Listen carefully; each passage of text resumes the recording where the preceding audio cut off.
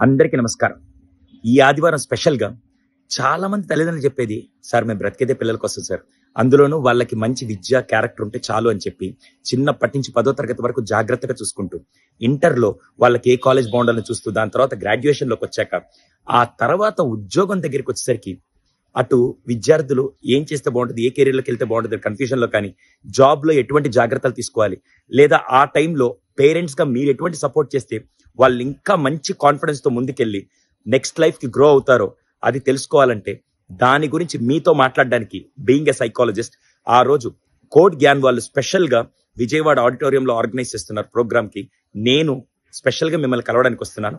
అటువంటి టైంలో పిల్లలు మానసిక ఒత్తిడికి గురవ్వకుండా పేరెంట్స్‌గా మీరు ఎటువంటి సపోర్ట్ ఇస్తే వాళ్ళు ఇంకా ఆత్మవిశ్వాసంతో అత్యంత త్వరగా వాళ్ళు జాబ్‌లో సెటిల్ అయ్యే పొజిషన్‌కి వస్తారో, ఆ విషయాలన్నీ మీతో మాట్లాడడానికి నేను ఈ ఆదివారం విజయవాడ వస్తున్నాను.